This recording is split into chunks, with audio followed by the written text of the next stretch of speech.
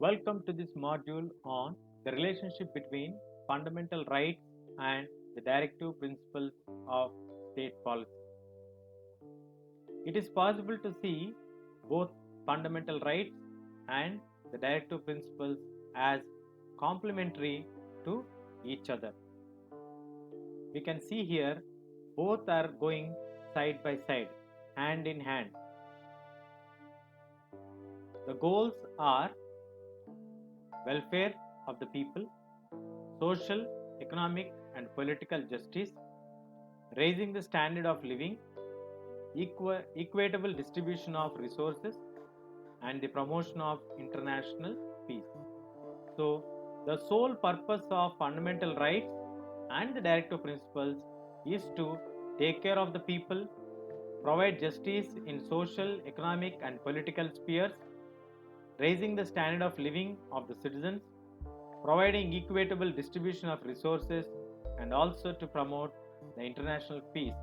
So it is rightly said that they both go hand in hand as complementary to each other.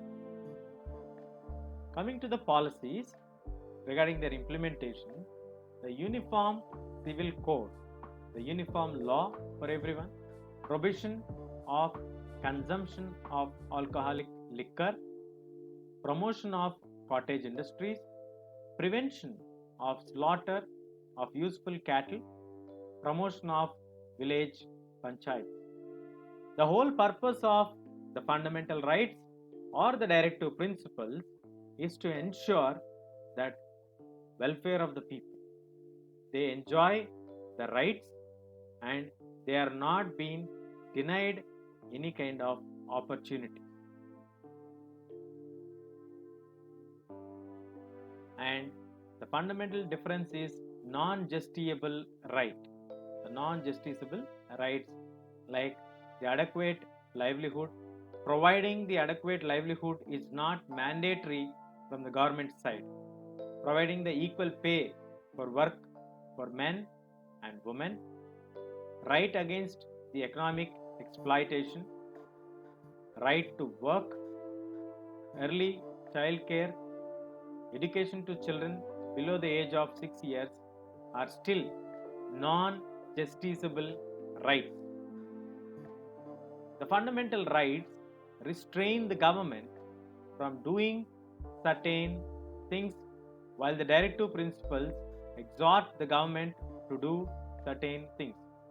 The major difference is the fundamental rights can stop the government from doing certain act or activity, while the directive principles insist the government to do certain things or advise the government to do certain things.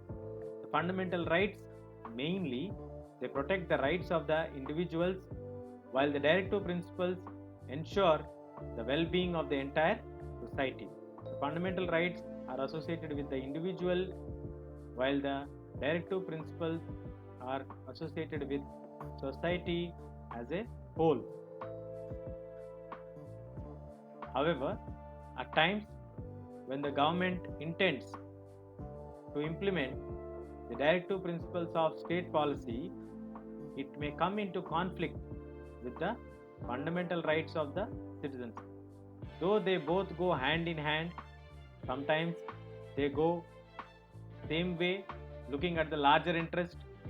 Fundamental rights focuses on individual rights, while the directive principles focus on the well-being of the entire society.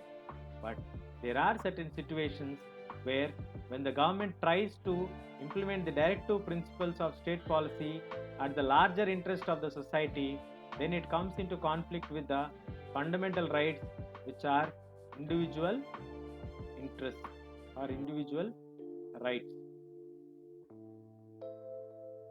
So this has to be taken care.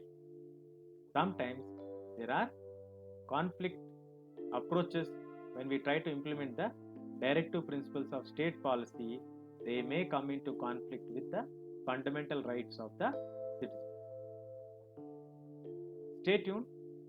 We'll catch you in the next section.